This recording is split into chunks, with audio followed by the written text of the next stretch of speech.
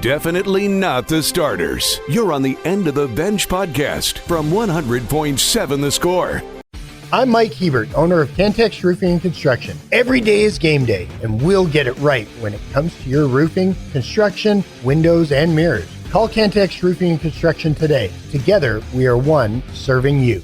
Welcome in. 100.7 The Score is the end of the bench. We've got football tonight. We've got Joey McGuire football. Yeah. You'll be over there? I will be there. Red Raider football with Joey McGuire? I will be there. At Rudy's.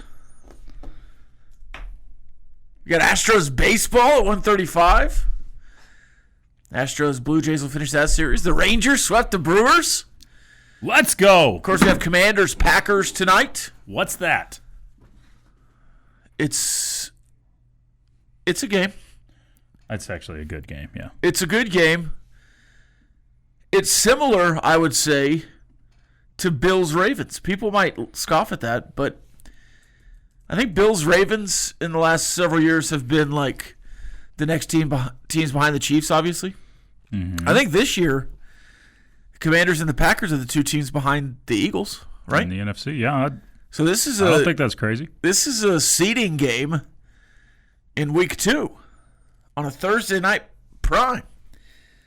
They felt so bad about giving Al Michaels the worst slate of Thursday night games in the history of Thursday night games 2 years ago, where he was openly trying to quit on air for full hours of the broadcast every week. Sure. So this is one of the best Thursday night games, aside from like a Thanksgiving or whatever. Yeah. So Commanders Packers, and it's on Prime, so you can watch it. But I would say listen to it on 100.7 The Score. Why not? 6:30 pregame, 7:00 kickoff. You're out and about. There's also some high school football around the area. Lubbock High will play Snyder tonight. Not on these airwaves, but plenty of football on these airwaves tomorrow. Let's see if I can get all through this just to keep it on your radar. Have the West Texas Friday Night Preview Show on both Double T and The Score. And you have Friendship versus Legacy on Double T. Cooper versus Tascosa on The Score. Liberty. Help me out here. Monahans. If I hadn't already known who they were playing, I probably would have struggled with that. I would have thought that was Mini Hens. I think that's what that looks like. I got the M, really, is all I had there. Young Country 93.1. Minkins? Monterey at El Paso Franklin. And that is going to be on 93.7 The Eagle. Coronado Abilene Wiley on 96.9 The Bull. Nailed it. And that is in Wiley. And then, after the Friendship Wichita Falls Legacy game, after Cooper Tascosa, they'll flip over to West Texas Friday Night Scoreboard Show as early as 9:30. You nailed it. Good job. Got through it. Going for one. Plenty of action, though, today as we get through what's going on. We'll talk Oregon State more today and even more tomorrow. I'm gonna go as far as to say I think Oregon State's a little bit underrated coming in this week. I will listen to you. Okay. I don't know that it's hard to underrate an 0-2 team. Yeah. I think that's my point. I think they're better than 0-2. When you're losing a game to one of the bottom teams of the ACC and one of the bottom teams, and they may not be a bottom team, and then a group of 6.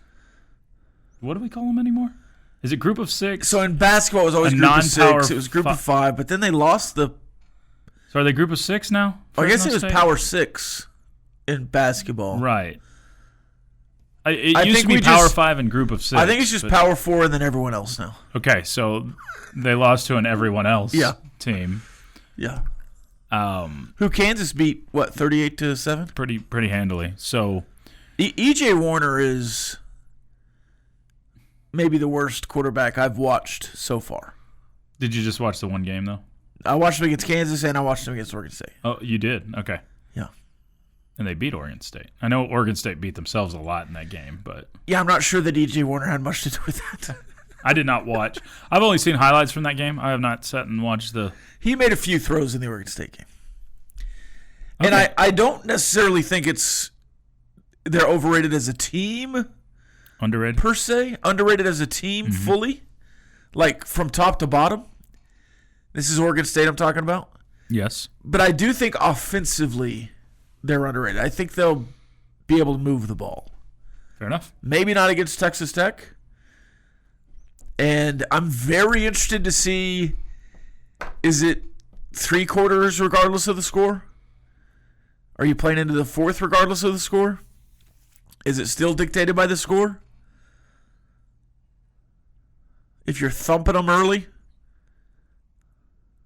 do you move on and just have Bear Morton play a half if it's 47-0? I'm very intrigued by your argument here on the underrated, because I do think that you can take a few elements away from how they played, especially against Fresno State, and it's different. Yeah, I mean, if they have a deep snapper, they probably beat Fresno State. But I also think what Texas Tech does will combat any chance that Maalik Murphy has of looking good in this game. I do think you're a very good matchup for what they do offensively. Yeah. So yes.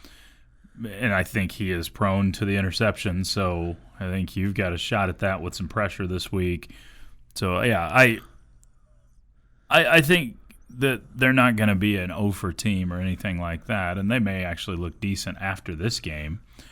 But they have Oregon next week, I think. Okay, after that game, I forgot about that. Yeah, after that game, yeah, they might be able to look good against Washington State a couple times. I don't know, but I just don't think it's going to be pretty this weekend. I think there's only one way you don't cover here, and that is if you are overlooking this game.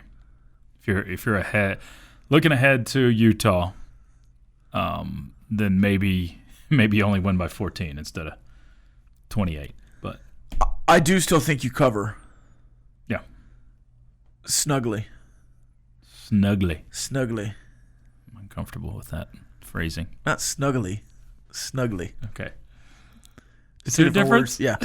There's an extra L in snuggly, I think. Did you ever own a Snuggie? I've got a Snuggie at my house right now. It's red and black flannel. Do you use it? I have not this year.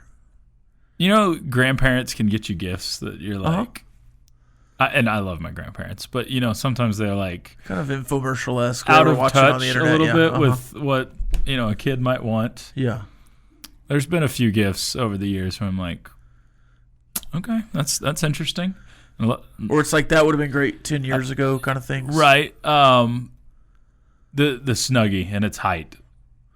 Grandma got these for all the boys. And but it was a Red Raider Snuggie. So if you're going to do it. My dad has the Red Raider Snuggie. Yeah. And he used it unironically for several years. My wife loves the Snuggie.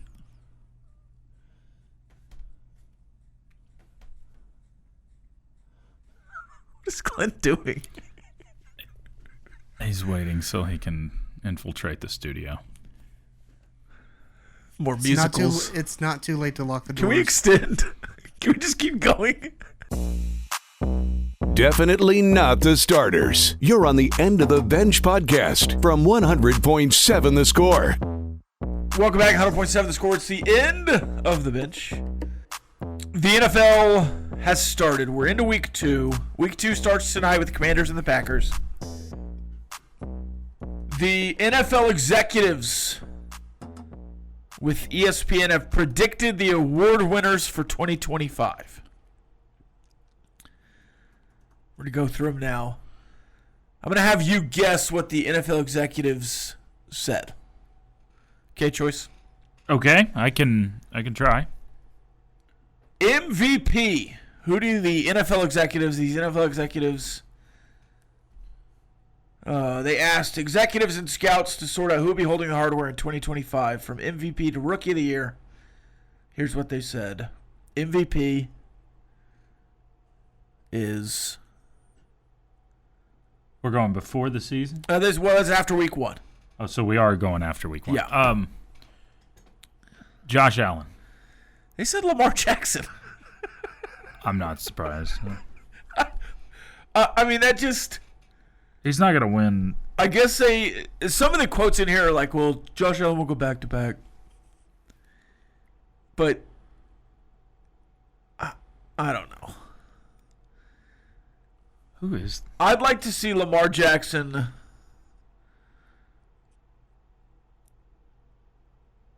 winning the playoffs. He's so good in the regular season. But that's not supposed to factor into an MVP Right, it vote. doesn't. It does. It's a regular season award. I mean, is Lamar Jackson the best quarterback in the NFL? He's getting the most MVPs. I guess he has 2 right now. Josh Allen has 1, and Patrick has 2. It just depends your definition of that.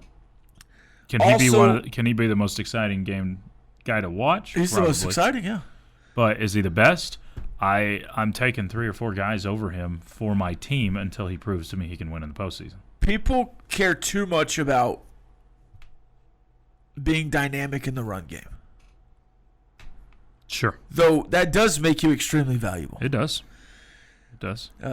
Also receiving votes, Josh Allen, Patrick Mahomes, Joe Burrow, Jaden Daniels. So the usual suspects and then Jaden Daniels there. Offensive Player of the Year. We had Saquon last year, correct? It's generally a non-quarterback award. They usually give it's MVP is the quarterback, and then they kind of spread it around. Let's go with lazily I'll say Saquon. Jaden Daniels, the quarterback. Kind of threw you off there. Others receiving votes: Derrick Henry with the Ravens, Patrick Mahomes, Jalen Hurts, Saquon Barkley, Jamar Chase, Joe Burrow, Jahmyr Gibbs with the Lions. Defensive Player of the Year. Patrick Surtain won it last year. Watt. Myles Garrett. Okay. Myles Garrett. So I'm 0 for 3 so far. 0 for 3. He had 2 sacks, 4 tackles for loss, and 3 quarterback hits in week 1. He has him hurtling toward his 5th consecutive season with at least 14 sacks. He led the NFL in tackles for loss last season in back-to-back All-Pro nods. Also receiving votes: Surtain, Micah Parsons with the Green Bay Packers, Travon Walker with the Jaguars. All right, Offensive Rookie of the Year.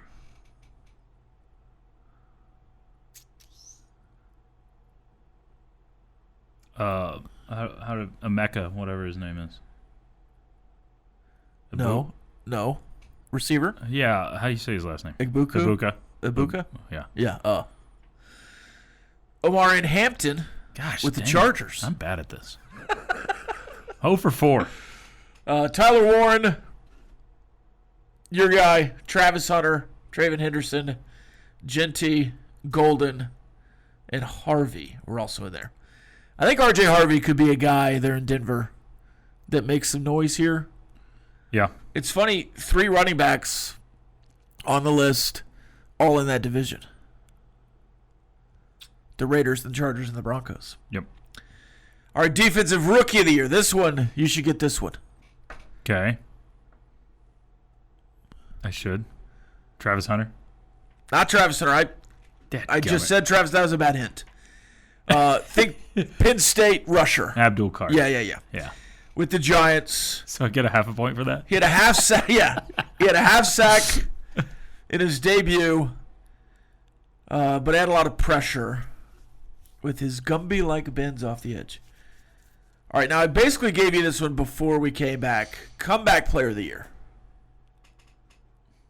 Okay, you're going to say J.J. McCarthy. J.J. McCarthy.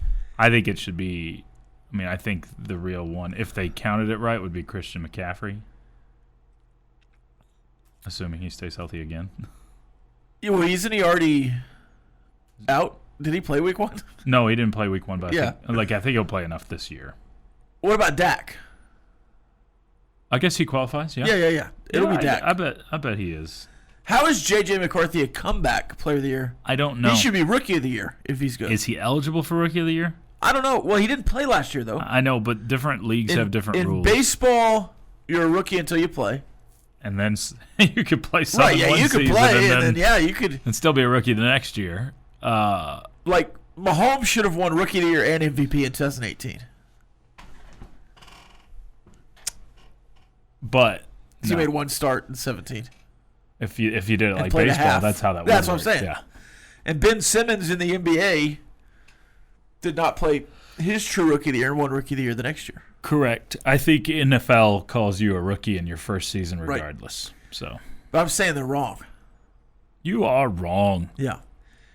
Breakout player Ricky Pearsall for the 49ers. I would have had that one. You should Coach of the Year. Coach of the Year. We're going AFC. Super Bowl contender. Ben Johnson. He's in the NFC. Take it. Liam Cohen. Jim Harbaugh. Jim Harbaugh. Other receiving votes, Mike McDonald with the Seahawks. No. Vrabel with the Patriots. Probably not. Mike McDaniel. Schottenheimer with the Cowboys. No. If I'm going to be wrong, I might as well go all the way. Yeah. Just choose. If he makes the playoffs, he probably should get Coach of the Year. McDaniel? Yeah. I don't know if he's going to make it to week 3. No, I agree. Yeah. Brennan asked how the Rangers were against doubleheader, bases loaded situations. You could have just texted it or just opened your mic, Brennan. Well, you asked it earlier, right, Brennan? Oh. I said I wonder. Yeah. Okay. Yes. That's the question. Yeah. I thought you were reading from the text line. No. No. Brennan asked in the last segment how the bases. I got the stats, and I was updating the people too. Average-wise, the Rangers are 12th in Major League Baseball with the bases loaded. The Blue Jays number 1, hitting .381 with the bases loaded. What? The Orioles. That's silly. .364 with the bases loaded. And they're a bad team. The Rangers at .298, right with the Brewers and the Red Sox. Rangers just need to pretend the bases are loaded all the time. My goodness. Rangers in .298 in 94 attempts there with the bases loaded. In 58 different games. They've got 28 hits, 9 doubles, 1 home run, 82 RBI, 5 walks, and 25 strikeouts.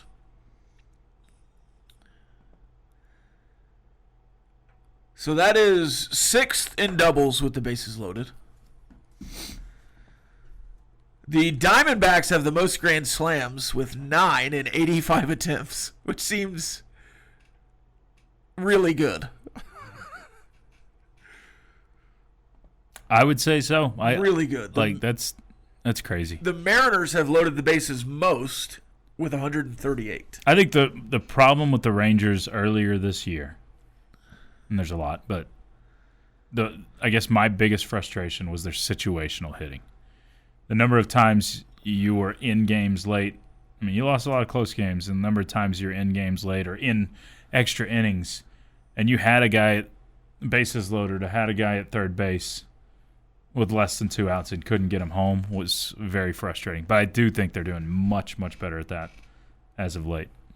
The Astros are hitting .227 with the bases juiced and 97 at bats. They're fake.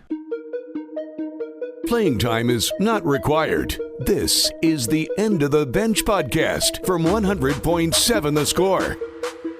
Welcome back. 100.7 The Score. It is the End of the Bench. Hey, we're in the First United Bank studio. You can call in on the Visual Edge IT hotline, 806-771-0973. Just like you can do this Saturday at about, 6:30 on the Coors Light postgame show. Double T 97.3. You'll let me call? Yes.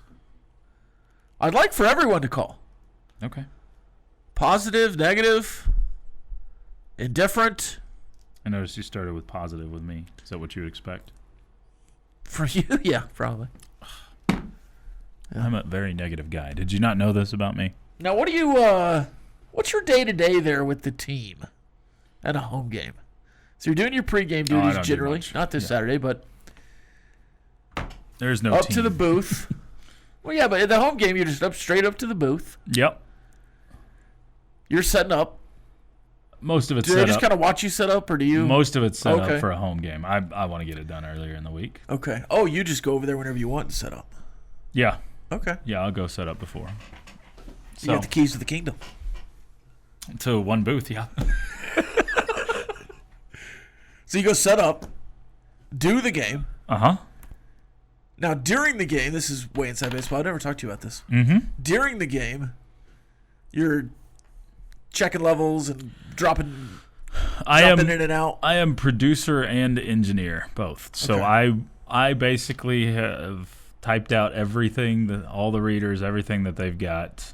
I hand it to them when it's time to read and make sure that they get all their live reads and commercials in. So everybody's happy. Do you have any kind of I'll- spotting duties or stat duties? I will help by Okay. popping in an ear if I need to. Right. But yeah, I can bring up stats. Yeah.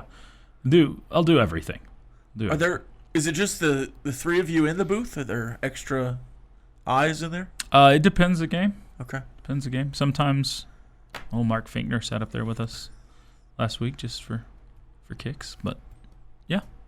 So it'll vary. Sometimes engineer emeritus Steve Pitts will sit up there Sure. with us. So That should be some kind of charity giveaway. I think it is. Sit in the radio booth. I think they've done it before. Yeah. That'd be a really fun experience. Like once a year. Yeah, that'd be really cool. We've had that with some people sitting up there listening in, watching how it goes down. It's fun. I always walk by your room, obviously, in the press box. You can say hi. They were shoving papers under the door. It looked like they were scared. They did. The Yeah. intern was scared to open the door. I don't think that's ever happened. Usually they they just walk in and hand them to us. But then couldn't I get it. saw some on the floor back there. I'm like, oh, She couldn't get him under the door. She was like shoving him you under could there. just come in and hand them. But it was all good. I No, wanted to ask if Choice was in a mood or something that she locking didn't want the to go. door. She didn't want to go in there. Nobody in. Uh, No, it's I was laughing at that because it was like, I guess after the third, going into the fourth. yeah. So I Yeah. stayed up there a little bit extra this week. Did you now? Yeah. Why? Well, I was writing and doing some things for the website, and it was exciting. Things were happening. Not really in the third quarter as much, but Totally. I was writing about that thick six. Hey, let's go to the chat line. Camo says, we shall see, but the Packers Commanders may be 1-2 at the Eagles 3.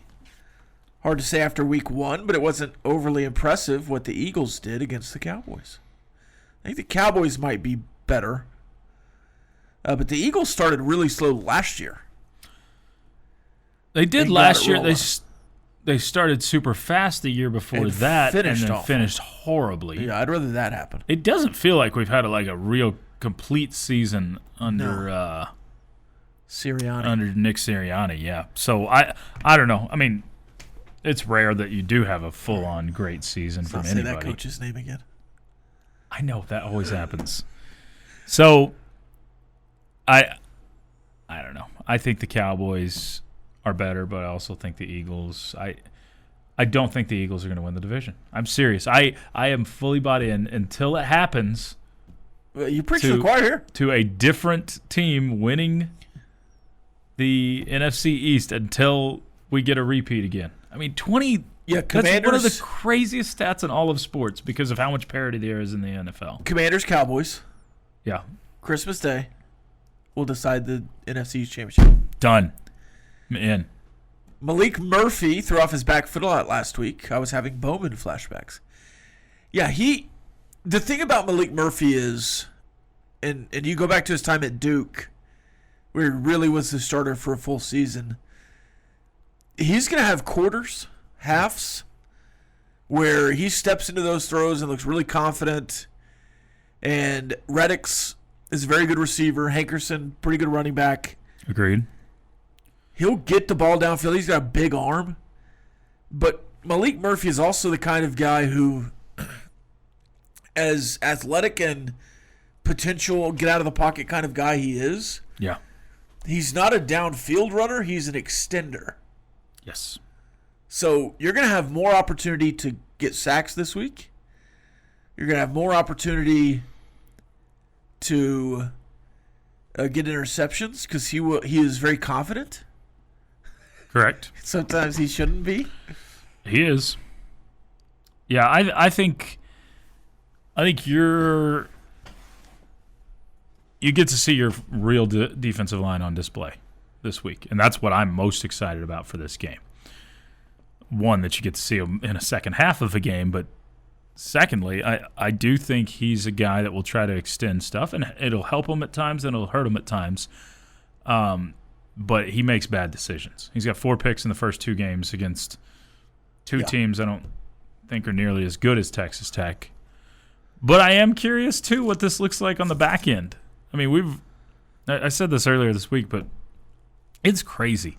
Cole Wisniewski, who was a ball hawk at North Dakota State, has literally not got to have a play on a ball yet through 2 games as a safety. There was one against Pine Bluff maybe that was like tipped, but he wasn't really even close to it. Yeah. That's the closest he's been. Right. I mean, he hadn't had a chance to go after anything, really. I think he gets his first one this week. Pick? Yeah.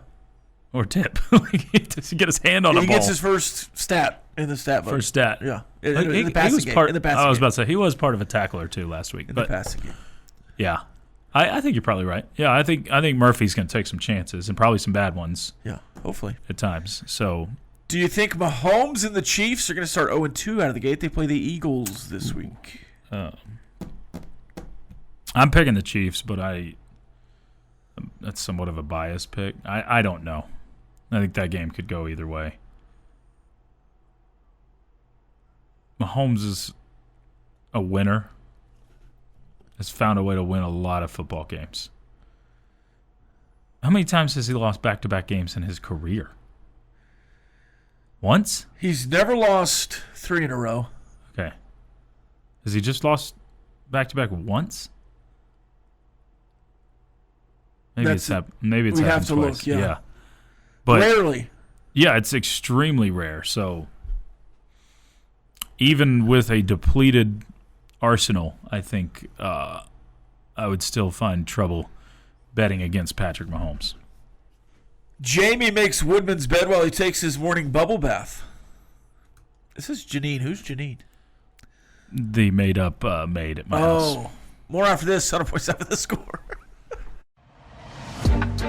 Playing time is not required. This is the End of the Bench podcast from 100.7 The Score. Welcome back. 100.7 The Score. It's the end of the bench. It's time for some burning questions. 2 minutes of non-stop in-your-face inquiries with no end in sight. It's time for Burning Questions.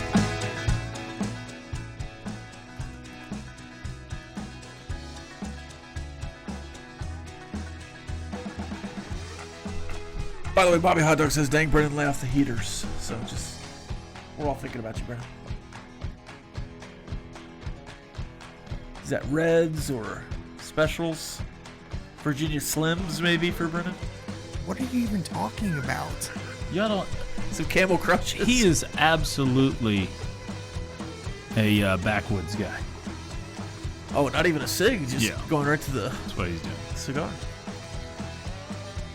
Do you understand any of that, Brennan? No. Sheltered little child. That's all right. Just kidding. That's good for you.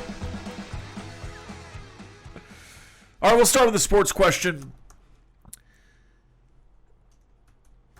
Micah Parsons traded to the Packers. Immediately impactful for the Packers. Both of you Cowboys fans. Are you an NFL fan much, Brennan? Not really. My NFL viewership has dropped off significantly past couple years, and like this year, I'm not really watching. So you're a lapsed Cowboys fan. Did you used to be a Cowboys fan? It was always Cowboys first, Okay. especially in my family. Choice staying strong with the Cowboys. Always. Stronger than most. For life. No, I wouldn't say strong. I am as disgruntled as they come. I'm just not one of the guys that actually leaves teams. It's Yeah, one of those jerks. I think the last time I switched fandoms over Yeah. would have probably been like 96 to 97. I had a Rockets pennant with the cartoon Rocket somewhere in there. Yeah. 96, 97. I had a Rockets pennant in my switched to bedroom. the Spurs and just in time. I switched to the Spurs because we went to a Spurs game. This is pre-99? Yeah. Was that their first? Yeah, we went before the first one. Okay. I think it was 97, the year we went. I believe it was Duncan's rookie year. Okay. So went to a Spurs game and fell in love with it and had a lot of fun. I still have I'm meant to bring you a David Robinson poster that I have from the 90s. Like that you got at the Scholastic Book Fair? Yes. Dude.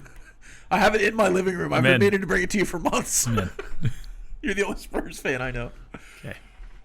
Okay, so as maybe a disgruntled Cowboys fan, do you want to see Micah Parsons have success and prove Jerry wrong, or not have success and then have to wait a few years to see if the Cowboys win the trade? If Micah was a guy I liked, then yes, I would want to see the success and prove Jerry wrong. But since Micah was already a guy I didn't like the personality and the person very much beforehand, then no, I'm not rooting for him, especially with the Packers. Just not. So sorry, Josh. I think that Micah soured me in his stupidity in his own podcast several times before all of this went down. I mean, the quarterback rankings and not including your own quarterback, or just like even throwing the caveat, obviously outside of Dak. The draft all you gotta analysis. do. Yeah. The draft analysis, having Derrick Henry on and saying, thank goodness you didn't come here so we wouldn't ruin you. That sort of stuff. Like just stupid bad teammate stuff. I mean, it should be telling that Trayvon Diggs claims him as his best bud. Like that's You're also out on Diggs? your best, right? Yeah. I think Diggs is, and the Diggs family are kind of Goobers. That's a nice way to put it. Yeah. Sure. So I try to be nice. I don't want Micah Parsons to have success either. The problem is I know he's going to find some sort of success because he is a great defensive player, but he is. I don't like his personality. Like, I was upset with Jerry, and this is kind of where I was like, I'm taking a step back from the Cowboys with the whole saga of how Jerry handled it. But then it's hard for me to side with Jerry until you're lying on the sideline during a preseason game on one of the training tables taking a nap. Yes. That's a horrible look. That's a horrible teammate. You're trying to make a point. I hated it. It was awful. So I was like, you know what? I'm going to finally side with Jerry on this. And I don't want him to succeed, especially because he's with the Packers. I can't stand the Packers. That's a team that I hope loses every game, every year. But the problem is he's going to succeed because he is a great football player. He's more than a good football player. He's a great football player. All right, let's say the Texas Rangers make the playoffs in any way. Okay. Wild card, come back win the division, whatever it is. No jinxes. Let's just say they make the playoffs. Okay. Do you push Semien and Eovaldi to return, or do you keep them shut down and stick with the hot hands in the lineup I'm pushing and on the mound? I'm pushing Eovaldi to return. I'm not pushing Semien to return. I think your lineup has been better without Semien. I'm not saying that he's not a great player. Well, he's not. He's a fine player. Nathan Eovaldi can still help you. Yeah. I mean, was great. Was great this year. If he wasn't injured as much as he was, he would be your Cy Young winner this year. So, now if you get there and you see you're pushing him too hard, and it's like, okay, this version of him is not going to help us unless he's all the way back or whatever, then yeah, you don't push too hard. But if you can get a good version of Eovaldi back, absolutely, you welcome that. It'd be interesting to see him and Lats combo start, like a douche. I'd be okay with that. Yeah. And Elats. Yeah. Evats. Lats has been really good lately in the starting role. I don't think you push any of them to come back, because I think if you squeak into the playoffs, it's going to be a wild card. Even if you win the division, you're going to get the last spot in. You're going to be a wild card team. So you're looking at 3-game set. Oh, I honestly think it's best better, of 3 though. set. I think your matchup's better in the wild card than it would be if you were a division winner at this point.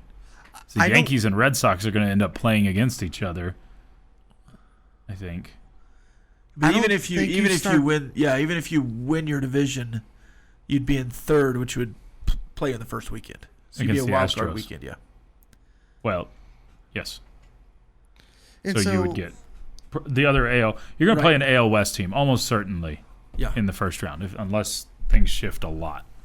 So I don't see the need of pushing these guys. If it ain't broke, don't fix it. Mm-hmm. And this would be great experience for these younger players on your roster to get into the playoffs and have the pressure of, okay, you pushed us to a playoff spot. Now what's left in the tank? And so this would be a good reset for, it still is, but it would be a good reset for Eovaldi, Semien, Seager, even Adolis, just to kind of take a break and kind of gear up for next season. Whether, I don't know if Adolis is going to be on the team next year or not, but it's just one of those things that, I'm not thinking so either. But I really like what this younger group has done, and I think if you push some of these veteran guys back, it could hurt the good things that you got going for you. Now, let's say you win the wild card round. Okay, then I might start looking at maybe trying to speed up Eovaldi. Because then, once you win one round, okay, now you're in the thick of this, and we saw what winning the wild card could do for you in 2023. All right, final question quickly. We saw the purple corn dog. If you were creating a red Raider dish for the concession stand, what would it be? Some sort of red sauce enchiladas in a bowl. Sauce on top. There's not enough. Like a deep dish enchilada with the sauces on the top. Absolutely. There's not enough Mexican food at it's under the cheese. At games. Black chip and red chip corn tortilla nachos. See? I have to have these abominations that look like Come on. something I wouldn't eat. More after this. 100.7 The Score. It's the end of the bench. Playing time is not required. This is the End of the Bench podcast from 100.7 The Score. Welcome back. 100.7 The Score. It's the end of the bench. I think you're making some picks, and Brennan's waving his arms in there about something. God. We back? Get a job. This texter talking about the yips. John Lester couldn't throw to first. Mm-hmm. Man, that was one of the more interesting things in sports.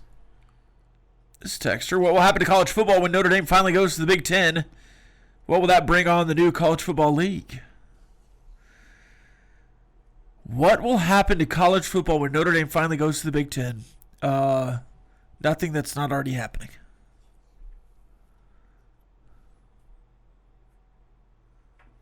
I'm more intrigued on the Score Act and Cody versus the SEC. Cody Campbell versus Greg Sankey. Sankey sending out emails. Mm-hmm. Strange. So, we can get into that if you want. Yeah, sure. The Score Act. I mean, you could probably help educate me because I've read surface level stuff on this. So, and I bet a lot of our listeners, We're kind of surface level on it. So, Cody versus the SEC. Well, the SEC wants to. The SEC and the Big Ten, mostly the SEC, they want to fix college athletics, but all they care about is football. They want to fix football. Correct. All of the realignment, the Super League that keeps getting talked about, the transfer portal windows they're talking about, up and down every decision, all they care about is football. Correct. Cody wants to correct college athletics course in a way that protects women's sports, the Olympic sports, but also helps football. So he's said this where basically he likes the SCORE Act, but he opposes it because it needs to be expounded. Right. Needs extra to it. Needs to protect the other student athletes in college athletics. It has advanced in Congress in early August, so it's expected to be voted on at some point in September. I think it's tracking toward the end of September.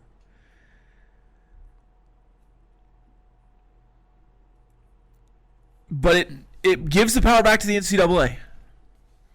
Is basically the nuts and bolts. Whereas a lot of the leverage that student athletes have right now would be truncated. I think there's a lot of use in the NCAA regaining some power. I think they are spineless aristocrats and have been for a long time. And the fact that they need Congress to do their dirty work says a lot about them. Sure. I think they should have made some rules on the onset of all of this stuff so it didn't get here and enforced them instead of just being terrified of lawsuits. Maybe hired a good lawyer at one point. Maybe. The whole lawsuit and everything that went on this summer, and then to finally just give in to everything, and then they were like, well, but we're not going to do this. And the judge was like, yeah, you are. That whole thing was a mess. To just basically say, all right, fine, you can do NIL, and to not give any guidance and have every state come up with their own NIL stuff. Yep. That was a mess. The transfer portal has been a mess. The waiver claim system has been a mess. The NCAA has done nothing right in the last 10 years. They've also allowed rampant realignment, and they can't do anything about it. So I think the SCORE Act will reset the balance a little bit, which I think is needed. I think you need a commissioner. Yeah, Mark Emmert was the worst leader in the history of sports. No, I think you need a Power 4 commissioner over everything. But if you're going to have a commissioner, everything has to be equal. If you have a Power 4 commissioner, you should not allow anyone else to be in the playoff. If you're going to be a Power 4, it's fine. You need to have autonomy, and you can't have 4 leagues be autonomous outside of 8 leagues that are involved. Yep. Or 10 leagues, whatever there are. Agreed. I think the way it's all set up is so jacked up. I don't know. Rob, I don't know if in our lifetime they'll get to something that makes sense. Fully makes sense. There's so many different ways you could go, but there's got to be parameters and there's got to be leadership. And the NCAA and college football especially is lacking in both of those massively. So I don't know where this goes. I used to believe pretty strongly that we would get to a Super League. I still believe that, but I don't know if it's as strong or that it's anytime soon. Maybe it's 2034, a decade from now. But, I mean, from a sports talk radio perspective, from a fan perspective, I'm just ready to fast forward and get to the end product. Get us to where we're going to be. Because I get so tired of all of this and the movement and the realignment. And Yeah, if we were on Click, we would fast forward this part. I'd absolutely fast forward this part. But Except never good to fast forward if you watch that movie. Right. That's what I'm saying. I think if you get to the next part, you're just getting to the next part. And then you're just done with college football for your life. You think so? So I don't think it'll ever end. I don't think we're going to get to a spot. Because once you get to a spot, until you get there's going to be a leadership. next spot. Until you get leadership. So who do you appoint? Maybe not a name, but what kind of person? And that's where I'm like, I don't know. Maybe Congress has to do this. Maybe government has to get that far involved into it. I don't know. And I'm usually not a wanting government meddling in my stuff in sports. But if there's zero leadership and it's just, I don't know where you begin. And that's the hard part, is there's not even a clear starting point for all of this. But it's gotten so murky and so bad. I mean, just imagine how easy it would be to say, all right, we're taking 80 teams.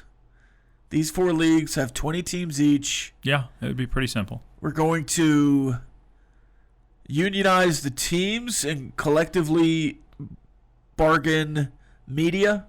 Yeah. These 2 conferences get the Fox money. These 2 conferences get the ESPN money. We'll all meet in the middle at the end for a championship. Well, one of the things that's targeted within this is the Sports Broadcasting Act. Yeah, that's one of the things Cody Campbell's targeting. And what was this, 1961? It's extremely dated.